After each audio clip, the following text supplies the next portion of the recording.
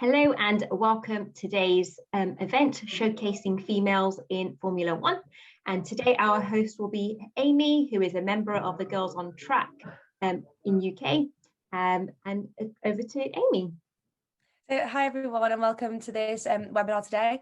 A very good afternoon to all of the schools who are watching from Northamptonshire, Bedfordshire and Herefordshire.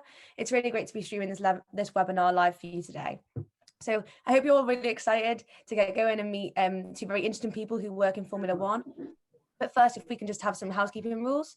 So the webinar is going to be recorded and it will be made available on the Aspire Hire website that you will have access to register for the event. And the access to the footage is going to be password protected. So schools are going to need to request the access to watch the recording.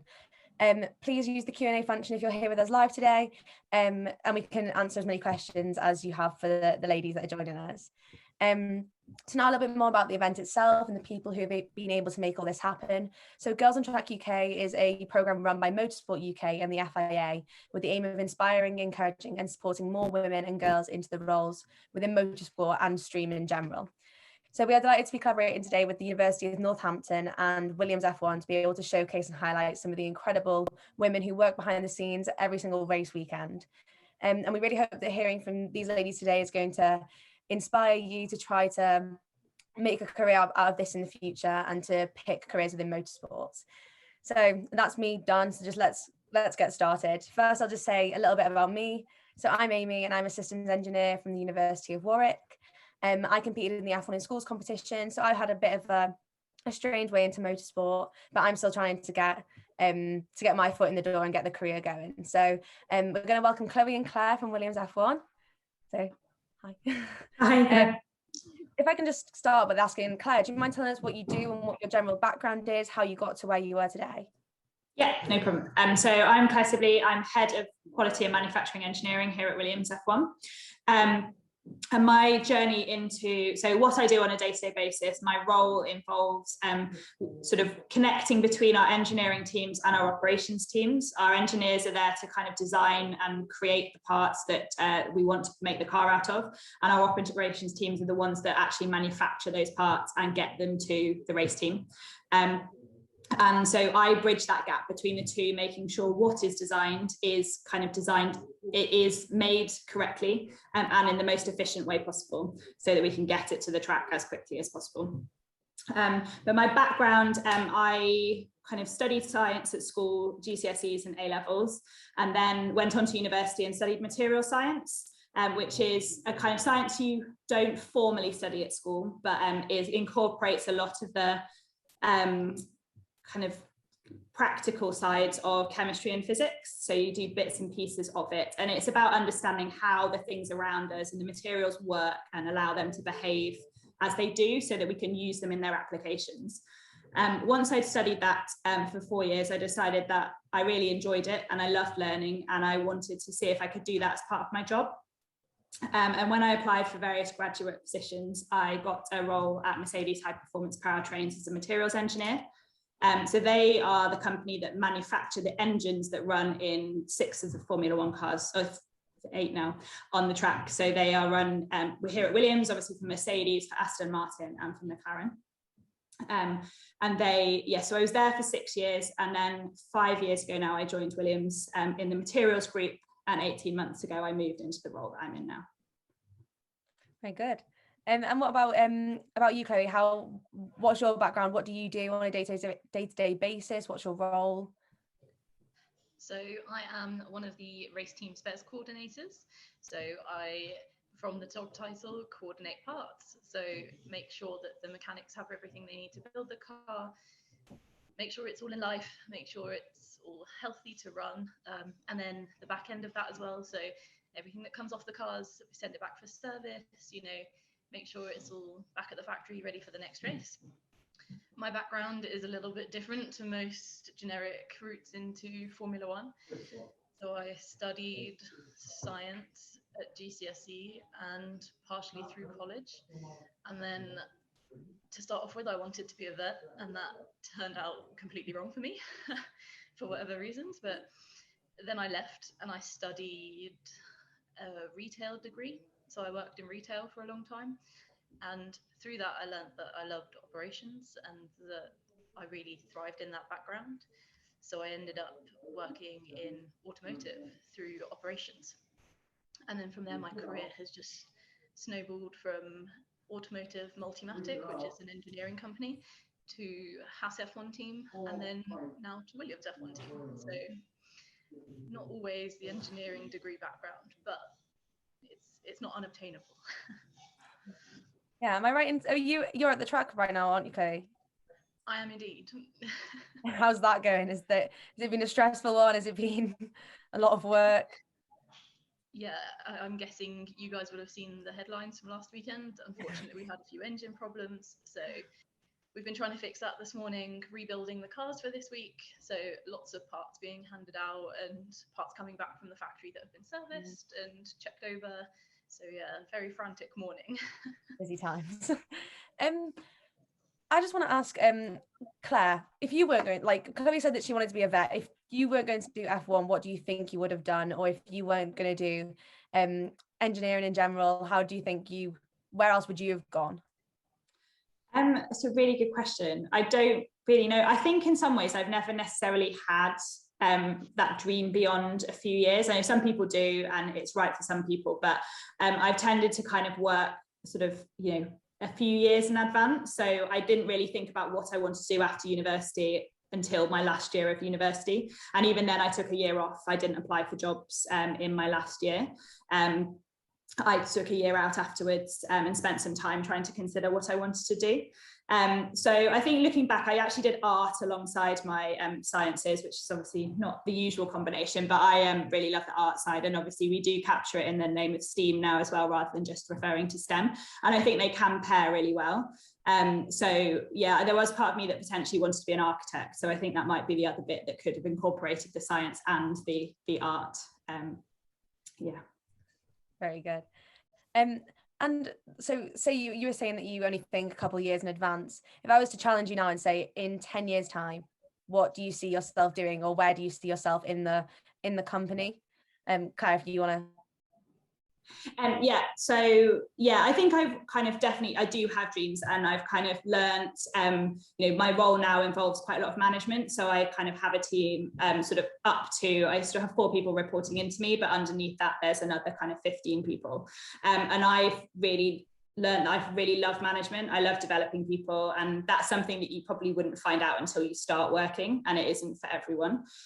So I definitely want to continue in that. I love to kind of manage more people, see them develop, and I want to push my career further. So I would like to push further in within this company or a different company if that's not if that opportunity wouldn't be here.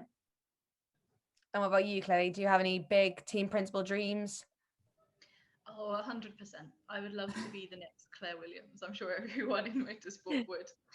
But it's one of those things. I'm similar to Claire. I've managed people before, and it's another one of my next goals in F1 is to move from sort of being one of the bodies to being maybe sort of slightly higher up, managing with parts management. So, yeah.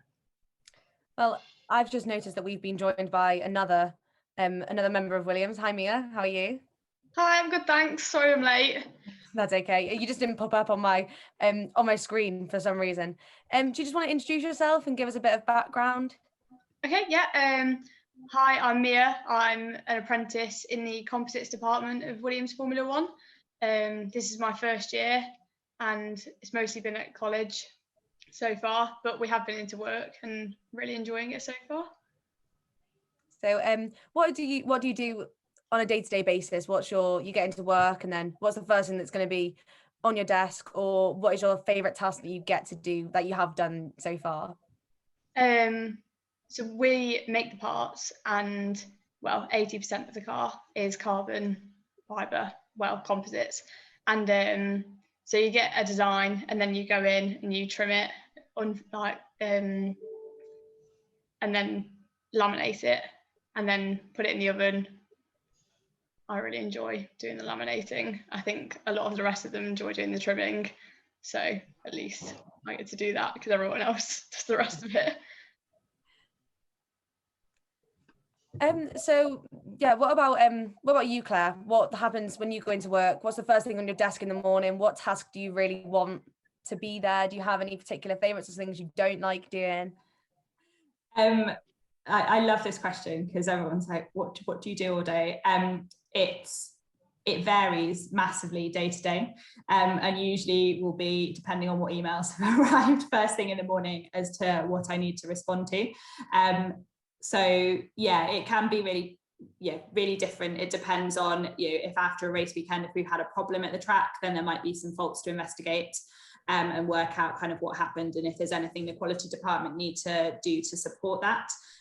It could be kind of new designs that are coming through, and we need to have a look at how we're going to choose to manufacture those.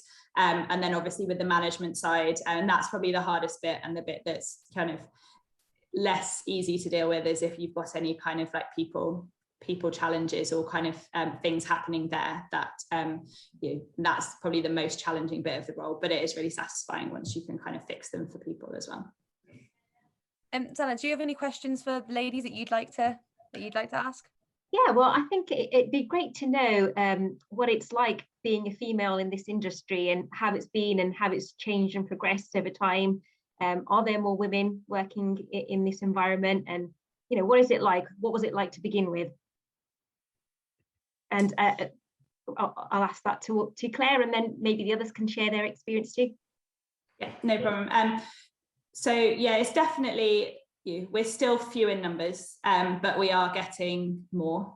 I've personally never felt it being a challenge being a female in most sports. I've always had great support from my management team and the people around me, and definitely never felt like that would inhibit me getting as far as I have in my career.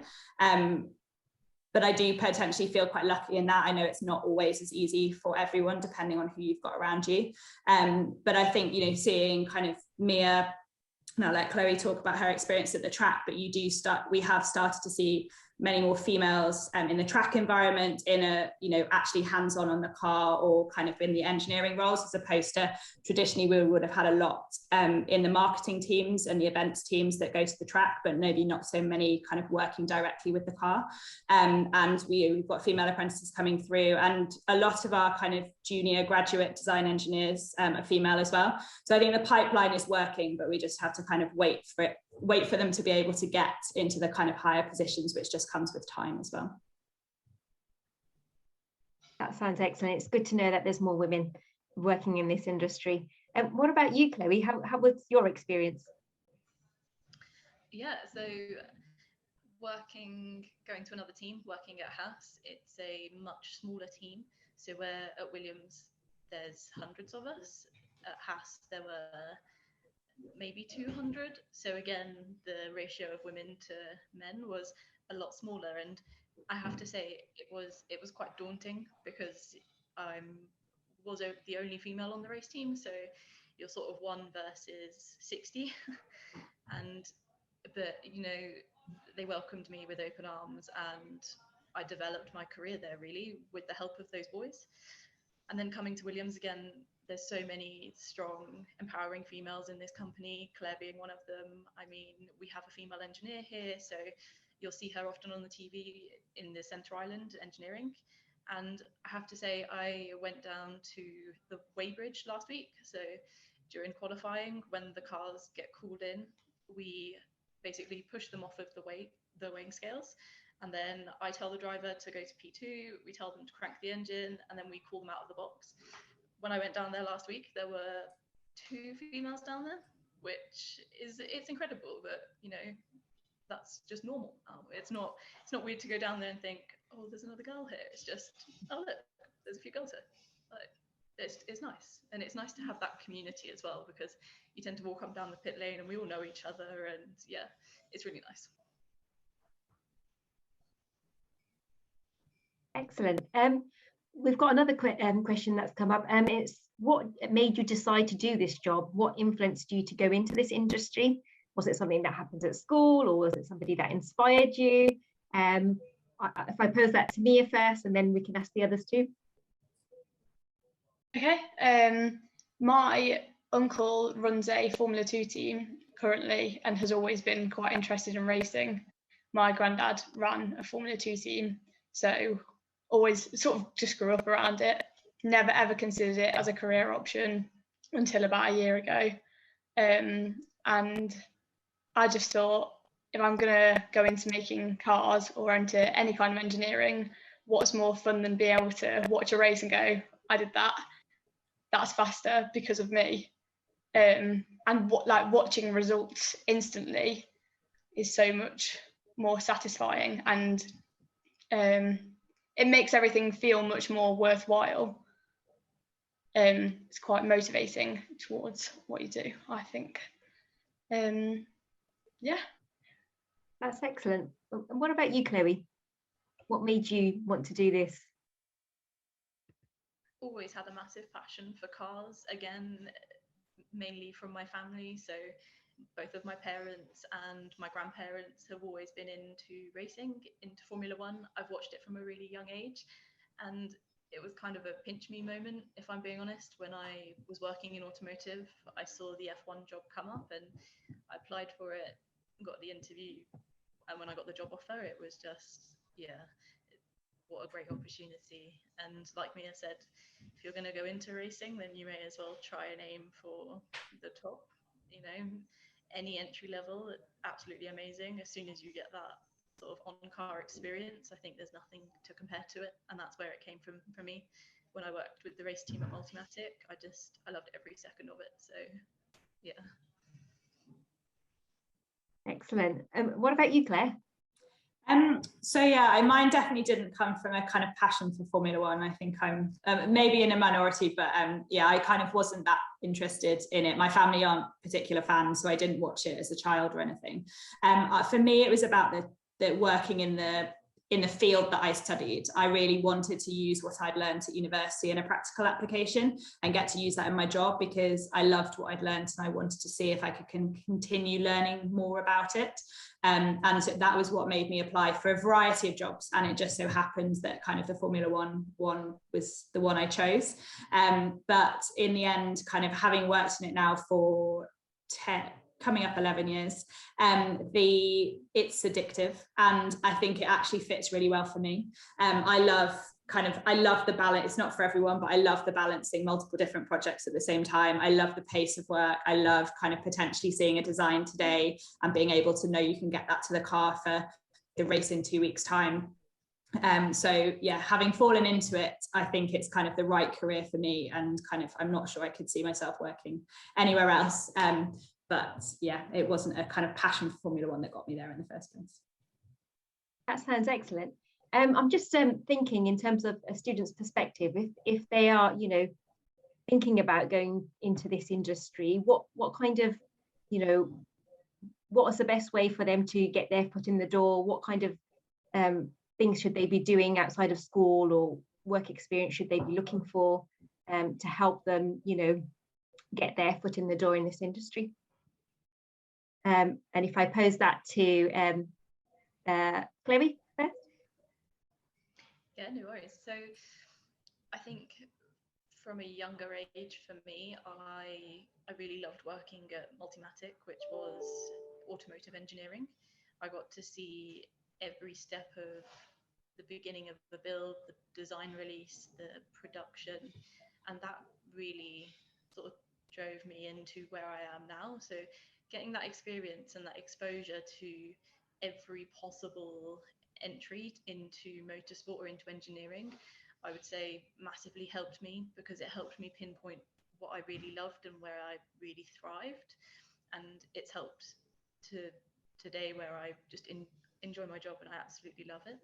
I mean, outside of school, I did science clubs, I did sort of volunteering to help with the younger years with learning, and even that in a sense gave me a better understanding of how to speak to people and teamwork and things like that, which are all really, really important contributions to where you get in your job and in your career. I mean, people don't tend to link those skills together, but it definitely helps for sure. Excellent. Same question for Mia, please. What is it that you did that helped you get your foot in the door? Funnily enough, I did do work experience. So as soon as I knew I was a little bit interested, I applied for 2 weeks of work experience. So I spent 1 week in prototype and test and 1 week doing the work experience. set, which is like you have loads of talks from loads of different people that work there. And within a couple of days of being in prototype and test, I absolutely loved it. The atmosphere is amazing. It's like a family. Everyone's so nice and helpful. And I did quite a lot of long days, which I apparently didn't need to. And so Scott helped me a lot, who's he's the line manager for prototype and test. So I went back maybe 4 or 5 times. I might have gone 6 times all in all. Just kept coming back, couldn't get rid of me. And then Scott was really, really amazing when I said I wanted to do an apprenticeship. So he introduced me to another apprentice, Abby, and she was really helpful. And then just emailing back and forth about my application. So just make a good impression on work experience, I guess. Excellent. It sounds like you were really persistent with that, so that's really amazing. And actually, you just mentioned your apprenticeship. What level did you are you hoping to achieve to? What tell us a bit more about that. So I did a level 3 at sixth form before I did this, and so now I'm doing an Eng Tech, and then hopefully after this I'll do a HNC and then possibly a HND. But I would like to rise up, and so basically whatever I need to do that, I'll do. Excellent. It sounds like you've got things all planned out. And then going back to the question about the experience and how you got your foot in the door, could I ask that to Claire as well, please? Yeah, no problem. So yeah, I think, touching on what kind of Chloe and Mia have said, it's whatever you can do to show your passion for it, but it doesn't necessarily, I think you're all kind of the Northamptonshire, Bedfordshire area, which means you're actually in quite a lucky position that there are a lot of industry suppliers or kind of motorsport industry, because it's kind of the motorsport bubble in that area. So even kind of writing to companies and seeing if they'll take you for work experience, whatever level of motorsport that can be, anything that shows you've got a commitment and a passion and an interest, and that you like Mia, that you're persistent in that. Williams do offer, I'm not quite sure how it's working at the moment, but not in normal times when we can have lots of people in the factory. We do offer work experience weeks and things, which you can apply for through our website. And we try and help as many as possible in terms of just being able to give people that opportunity to come and see the factory. But even things like, a core part of motorsport is being a team. It's a company, but we have to work as a team to achieve what we need to do. So even things like, playing team sports or showing that you've been a core part of other teams as well is also something that would look good on a CV, to show that you can have that commitment and that you can work well with other people. That sounds really great. I was just thinking in terms of actually just a question that's just popped up. Does female racing exist? We never really see male role models like Lewis Hamilton and people like that. So are you able to tell us about that? Yeah, I might point you to Chloe, because Chloe will have seen some female racing at the track last weekend. Yeah, absolutely amazing. So we have the W series, which in the title, it is completely females, and it was absolutely amazing. We had some amazing battles. We saw a car go from P7 to the back of the grid, back to the top 10 again. It was honestly amazing, and I have to say, true fighters. I've not seen racing like that for a while. Unfortunately, in Formula One, there's a big gap in performance between a lot of the teams, so you don't tend to get that close racing. But yeah, really, really inspiring. And just seeing them up on the podium, I went down and had a cheeky little look, even though I should have been working, but couldn't miss up the opportunity to go. So yeah, and I think Sky Sports posted a post about it a couple of days ago with the comparison of the two podiums together, sort of exactly the same. So yeah, it's lovely to see. Yeah, and I think the W series it's either on Channel 4 or BBC, but it's on terrestrial TV if people do want to kind of have a look and watch it. But we also at Williams as well, we have one of our development drivers races in W series called Jamie Chadwick. and she's a kind of up and coming female racing driver, sort of who's hoping potentially to maybe get to Formula One day. So they are out there, but yeah, we would like some more at the top. So would you say that they're getting more popular, and will there be mixed teams of men and women? You know, what do you think the future, where do you think the future is? Yeah, I think it will. You know, there's a lot of focus on that, and kind of W Series is about being able to give females. So motorsport is an expensive sport. Up until you're in Formula One, you're not paid to drive. You have to pay someone to give you a drive, and so it's a challenging sport to get into for any driver. You either have to have a lot of sponsorship or parents that have a lot of money that can fund you, and then so some of the challenge for women is like being able to gain that sponsorship. So the point of W Series is the winner is able to get some money to support them to develop their career further as well. So hopefully that will help, and that, you know, one day, and it won't be too far off, we'll actually see some females racing against the top men in Formula One as well. That's great. Excellent. That's what we want more of. Did you have a question, Amy? Sorry. Great questions from Natasha there. It's really good to make sure people are aware of like the other side of motorsport, from Formula One all the way down to Formula 3, and then obviously the women's series. So yeah, I was just thinking, especially because some of the people today might be a little bit younger than some of us. So I was wondering, how does the stuff that you've done in school, or that you did in school, maybe relate to the job that you do now? So it might be a little bit hard to kind of think back and say, when I was in year 7, I did a project on materials, and that might relate now. But I was just wondering, is there anything that you can kind of tell the people watching today to really concentrate on, because it will come back and it'll be useful to kind of pay attention to? I was just wondering, Chloe, do you have any ideas? So this is going to sound really strange, but studying science and maths, just the basics, and having understanding of even simple things like how reactions work and how things expand. The other day we had a problem with our water expansion tank, and one of the designers came down, and I said, I would just like to understand a bit more, and he explained everything to me. And having those basic sort of skills and the understanding, it definitely helps massively, because it can help me understand why that we've had the problem, and, you know, why it might take a bit longer for things to get fixed. And that's something I definitely still carry with me now. It might not even be sort of specific projects that we did, but just, you know, keep up with your basics and look back at your notes.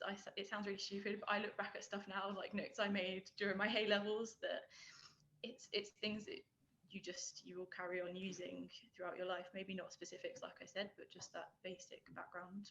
It's really helpful. Yeah. And what about you, Mia? Because you're still kind of in school, college. Do you see a lot of reflection between the two, you're working and then what you did maybe a couple of years ago? I am consistently checking my A-level notes, and I wish I'd took them better, knowing that they would be useful now, because I always need them. Everybody will always help you, but it's things that you don't realise will come back are then very useful to know, even like little things, just like material reactions and heat expansion, just like things that you learn in year 7 science is now really useful. So it's good to pay attention. Always pay attention. And how about you, Claire? Anything specific that kind of stands out that you think maybe you should have done more of in school, or that you remember doing in school? It feels a very long time ago now. I think similar to the others, it is hard at school to necessarily know to know how these things that you're learning kind of apply in real life, but they do, and you will kind of reflect back and go, yeah, I did that. But it's even things around writing, and we all have to write an email on a day-to-day basis. So it's kind of, and that the way you write that and the way you can reflect on how someone, that could be your first impression at the other end. And so it is really important, these kind of, the simple things that you feel like you kind of, why am I being taught that? It does stand you in good stead to allow you to make sure you can just have those skills and do those things without too many challenges once you get into the workplace. We also have a question from Andrea here asking, is an interest in art or DT useful in Formula One? So yeah, Claire, you... Sorry, I was just jumping in because obviously I said I did art for A-level. But yes, definitely. Our engineers, our mechanical engineers are drawing parts on a screen. It's technical drawing, but it's still, still art in a sense. And DT as well, that's that practical manufacturing side. And that's what we do. We have teams who have to work out how to translate that drawing into a physical part, and they are, using very high-tech machinery, but they still have to understand how to interpret it and how to make the machine the metal into the shape that we want, or in Mia's case, how to take that drawing and kind of make the part. She's physically hands-on manufacturing that, which is what you do in DT at school. And then a really quick one, Chloe, do you have a favorite car or maybe a favorite team? Ooh, favorite car in Formula One? I mean, I was saying I like the old looking ones. I'm a fan of Senna's Williams. Yeah, I like the old school six-wheeler. We have one of those in our museum at Williams, and the first day when I went and had the tour, that's impressive. It's incredible engineering, and it's just to look at. It's just the time that they made that. It's crazy. But yeah, so that would probably be one of my favorites. And yeah, I don't think I can say anyone other but Williams to say my favorite. It's always the right answer, Chloe. Just like a final question from me really is, do any of you have any last words of advice, words of wisdom for anyone watching who maybe would like to be in your position in the future, maybe steal your job in the future? Any last words of wisdom, Claire? I think just always believe you can do whatever you want to do, but don't worry if it doesn't come straight away. Someone once told me a career is a marathon, not a sprint. You're in a job for a long time, so if you don't make it straight away, there's always different routes and opportunities, and you might hopefully can get there in the future. Mia, anything from you? Do what you enjoy and what you're passionate about, and show your passion for it to somebody that will help you get there. Short and sweet. Chloe, any last words of wisdom? Yeah, just never give up. Nothing's unachievable. Like Claire said, it's not always a straightforward route. You could end up going in different ways, and just everything's achievable. Don't let anybody tell you that it's not, and just work hard. If you continue to work hard, you will get places no matter where you are. So yeah. Very good.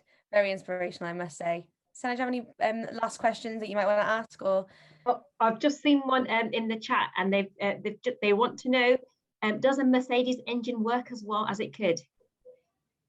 Don't know if anyone's able to answer. I mean, I can reflect back to that. It's still, I think we would say it's the top engine on the grid. So unfortunately, it had a problem for us last weekend, but generally they're pretty reliable. And performance-wise, they are impressive with what they do. Excellent. Thank you very much. That's all the questions from my part. But that was very inspiring. Thank you very much. So I think just to wrap up now, obviously a huge thank you to Girls on Track UK and Motorsport UK for making the event possible. And thank you to the ladies from Williams who've given up their time to talk to us today. Obviously so inspirational, such a nice opportunity for everyone to have to kind of hear about how you can get into Formula One. And then thank you for the schools and the students who have been attending the sessions today. The recording will be available on the Aspire Higher website in due course. And if you want to find out more information about Girls on Track UK, please follow us on our social media channels, which should be in the chat in a minute. And then also please join our close community Facebook page, which is a really nice community in that people post about what they've done or what they want to do, where they want to work in the future. And it's just a really nice community where people can get to know each other and network, which is very important in this sport in particular. So make sure you make sure you join both those, the social medias and the Facebook, if you are wanting to get more involved. And there should also be a mailing list that is being sent out on the chat to make sure that you can receive invites to our virtual events and hopefully live networking events in the future. And just a final thank you once again for attending, and enjoy the rest of the sessions that have been put on by the University of Northampton.